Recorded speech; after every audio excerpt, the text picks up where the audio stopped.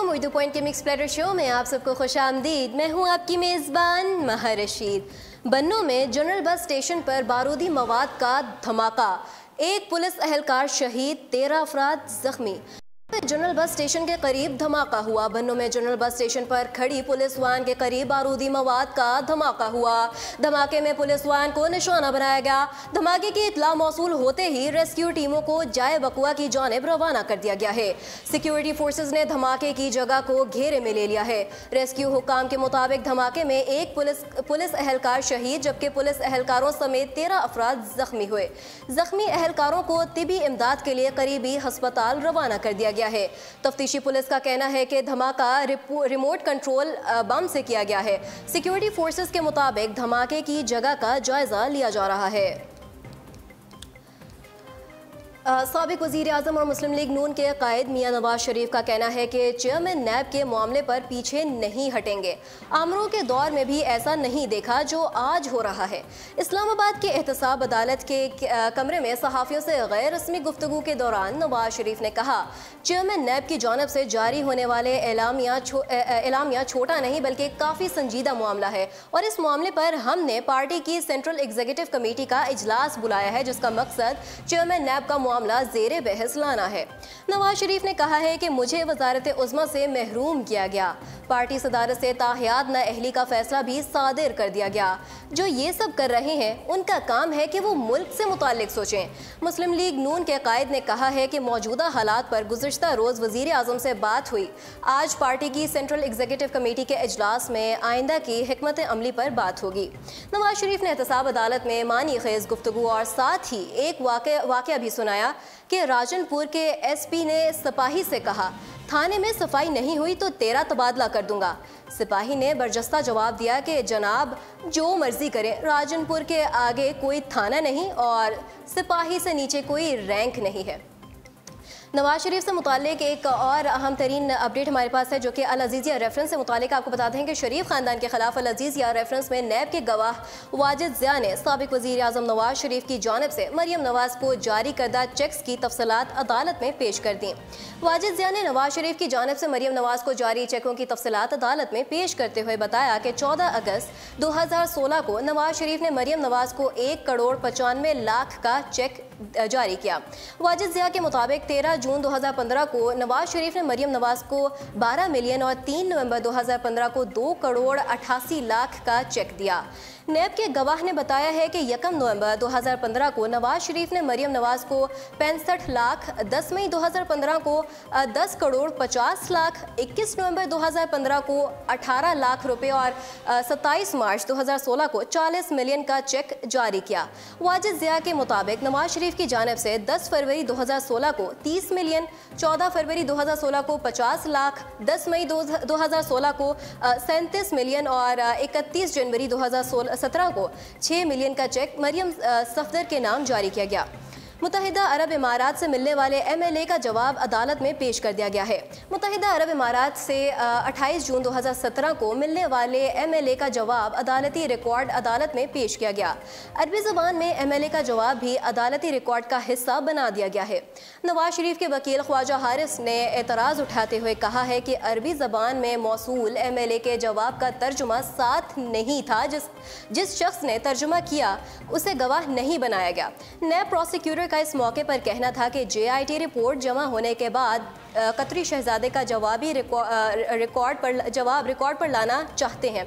कतरी शहजादे का जवाबी ख़त 17 जुलाई 2017 को जेआईटी को मौसूल हुआ जबकि इस ख़त को अदालती रिकॉर्ड का हिस्सा बना दिया गया। नैब ने अदालत में इजाफी दस्तावेज़ात जमा करवाने की दरख्वास्त जमा कराई जिस पर फाजिल जज मोहम्मद बशीर ने कहा है कि नैब की इस दरख्वास्त को बाद में देख लेंगे। याद रहे कि 8 मई को इवन फील्ड रेफरेंस की समाअत के दौरान एहतसाब अदालत ने वाजिद ज़िया को 10 मई को तलब किया था।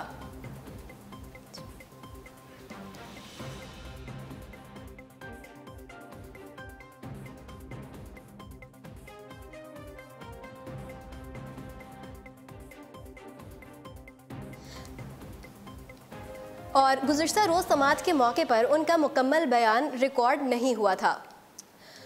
नाज़रीन, अब हम अगली अपडेट की तरफ बढ़ते हैं। आपको बताते हैं कि अमरीकी पाबंदी के जवाब में पाकिस्तान ने भी अमरीकी सफारतकारों पर पाबंदियां लगा दी। अमरीका में पाकिस्तानी सफारतकारों पर सफरी पाबंदी के जवाब में पाकिस्तान ने भी अमरीकी सफारतकारों पर पाबंदियां लगा दी, जिसका इतलाक फौरी तौर पर होगा।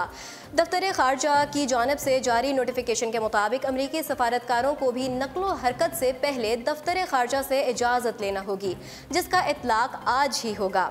नोटिफिकेशन में कहा गया है कि अमरीकी सफारतकार एक से ज़ायद पासपोर्ट नहीं रख सकेंगे और उनका क़याम जारी होने वाले वीज़े के मुद्दत के मुताबिक होगा। दफ्तर खारजा के नोटिफिकेशन के मुताबिक अमरीकी सफारत खाने की ऑफिशियल गाड़ियों पर नॉन डिप्लोमेटिक नंबर प्लेट की इजाज़त नहीं होगी और किराया की इमारतों के हसूल और तब्दीली के लिए NOC लेना होगा। अब हम बढ़ते हैं अपनी नेक्स्ट अपडेट की जानिब। आपको बताते हैं कि chief justice Pakistan justice Saqib Nisar ने हज़ारा बरादरी के कत्ल के अज़ खुद नोटिस केस में रिमार्क्स दिए हैं कि मेरे नज़दीक हज़ारा बरादरी का टारगेट किलिंग नस्ल कशी है, जिस पर सो मोटो लेना पड़ा। कोयटा में गुज़िश्ता माह हज़ारा बरादरी की टारगेट किलिंग के वाक़यात में गैर मामूली इजाफा हुआ था, जिस पर हज़ारा बरादरी के अफराद ने धरना दे रखा था, जो army chief general Qamar Javed Bajwa की यकीन दहानी पर ख़त्म किया गया। जबकि चीफ जस्टिस ने भी हज़ारा बरादरी की टारगेट किलिंग का नोटिस लिया था। केस की समाअत के मुतालिक आपको बताते हैं कि सुप्रीम कोर्ट कोयटा रजिस्ट्री में चीफ जस्टिस पाकिस्तान जस्टिस मियां साकिब निसार की सरबराही में जस्टिस एजाजुल हसन पर मुश्तमिल 2 रुकनी बेंच ने कोयटा में हज़ारा बरादरी के कत्ल के अज़ खुद नोटिस की समाअत की, जिस सिलसिले में IG बलोचिस्तान अदालत में पेश हुए। समाअत के आगाज़ पर हज़ारा बरादरी के वकील ने अदालत को बताया कि 20 साल से टारगेट किलिंग्स जारी हैं, आज तक कोई गिरफ्तारी नहीं हुई। चीफ जस्टिस ने IG बलोचिस्तान से इस्तफसार किया कि टारगेट किलिंग से मुतालिक रिपोर्ट बनाई है। चीफ जस्टिस के इस्तफसार पर IG ने टारगेट किलिंग से मुतालिक रिपोर्ट अदालत में पेश की। IG बलोचिस्तान के मुताबिक 2012 से अब तक 96 शिया और 28 सुन्नी अफराद की टारगेट किलिंग हुई। 2012 से अब तक सिक्योरिटी फोर्सेस के 106 अहलकारों की टारगेट किलिंग, जबकि 2012 से अब तक 20 सेटलर्स की टारगेट किलिंग हुई है। IG ने अदालत को बताया है कि इस अरसे में 19 अक़लियती बरादरी के अफराद की भी टारगेट किलिंग हुई, लेकिन अब हालात में काफ़ी बेहतरी आ गई है। IG की रिपोर्टिंग पर चीफ जस्टिस ने कहा है कि IG पुलिस और एजेंसियों को ये बताना है कि कैसे इनके तहफ़्फ़ुज़ के इक़दाम किए जाएँ। चीफ जस्टिस मियां साकिब निसार ने रिमार्क्स दिए हैं कि हमारी जिम्मेदारी है कि हज़ारा बरादरी की हिफाजत करें। हमारे पास अल्फाज नहीं है कि हम इन वाक़यात की मज़म्मत करें। ये मेरे मुताबिक नस्ल कशी है, जिस पर मुझे सो मोटो लेना पड़ा। नाज़रीन, अब आपको स्पोर्ट्स की दुनिया से ख़बर बताते हैं। आपको बताते हैं कि Gujarat warriors Pakistan super Kabaddi league की फातिह करार हो गई। पाकिस्तान की पहली सुपर कबड्डी लीग के फाइनल मैच में गुजरात वॉरियर्स ने उम्दा खेल का मुजाहिरा करते हुए टाइटल अपने नाम कर लिया। पाकिस्तान सुपर कबड्डी लीग का फाइनल मैच लाहौर में खेला गया, जिसमें गुजरात वॉरियर्स ने फैसलाबाद शेर दिल्स को 26 के मुकाबले में 38 पॉइंट से शिकस्त दी। फैसलाबाद शेर दिल्स के नासिर अली टूर्नामेंट के बेहतरीन खिलाड़ी करार पाए, जबकि फाइनल मैच के बेहतरीन खिलाड़ी का अवार्ड तहसीनुल्लाह के हिस्से में आया। सुपर कबड्डी लीग का फाइनल मैच देखने के लिए शायकीन की बड़ी तादाद मौजूद थी और अपनी अपनी टीम की हौसला अफजाई कर रही थी। लीग की इख्तितामी तकरीब में chairman Super Kabaddi League Haider Ali Daud और पाकिस्तान कबड्डी फेडरेशन के सेक्रेटरी राना मोहम्मद सरवर ने इनामात तकसीम किए।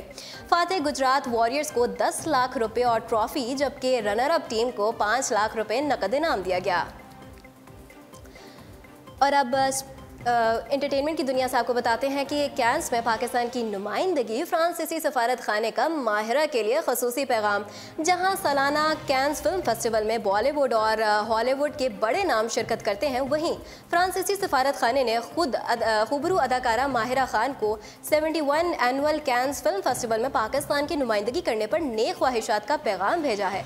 पाकिस्तान में वाक़ फ्रांसीसी सफारत खाने के बजरिया ट्वीट माहिरा खान के लिए नेक ख्वाहिशात का इजहार किया और कहा, माहिरा, हमें यकीन है कि आप रेड कारपेट पर नहीं लड़खड़ाएंगी। इस हवाले से मीडिया से गुफ्तगू करते हुए माहिरा खान का कहना है कि मेरे लिए ये फ़ख्र की बात है कि मैं बैनुल अक़वामी फेस्टिवल में पाकिस्तान की नुमाइंदगी करूंगी। उनका कहना था कि हर कोई कह रहा है कि आप इस फेस्टिवल में शिरकत के लिए पुरजोश होंगी, जबकि मुझे ऐसा महसूस हो रहा है कि मैं पाकिस्तान टीम की खिलाड़ी हूँ जो अकेली हूँ। माहिरा खान का कहना था कि मैं कैंस फिल्म फेस्टिवल के लिए जहां पुरजोश हूं, वहीं बहुत ज़्यादा घबराई हुई भी हूं। उन्होंने बताया कि अगर मैं इसके लिए तैयारी कर चुकी होती तो इतनी परेशान नहीं होती, लेकिन अब तक कुछ नहीं पता कि क्या पहनूंगी। सब कुछ कैसे होगा।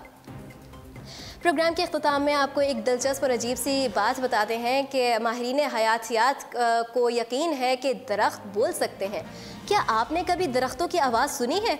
शायद आपको भी ये खामोशी और पुरसकून महसूस होते हैं, लेकिन दरख्त एक दूसरे के साथ बातें करते हैं। माहिरीन हयातियात के मुताबिक दरख्त एक दूसरे के साथ राब्ते में रहने के लिए कई गैर मामूली तरीके अपनाते हैं, जैसे खुशबू, आवाज़ें और सिग्नल्स वगैरह। दर हकीकत दरख्त ज़मीन के नीचे अपनी जड़ों के ज़रिए एक दूसरे से राब्ते में रहते हैं और ज़मीन के ऊपर केमिकल्स, फंगस और बीजों के ज़रिए एक दूसरे से मुंसलिक होते हैं। लिहाजा आइंदा फितरत के इन सतूनों यानी कि दरख्तों के करीब अपने राज़ों को आश्कार ना करिएगा और मोहतात रहिएगा, क्योंकि ये सुनने और बोलने की सलाहियत रखते हैं। तो नाज़रीन, ये थी हमारे अब तक के अहम तरीन अपडेट्स। मज़ीद ख़बरों और अपडेट्स के लिए आप विज़िट कर सकते हैं हमारी वेबसाइट www.urdupoint.com। फ़िलहाल महर रशीद को दीजिए इजाज़त। अला निगहबान।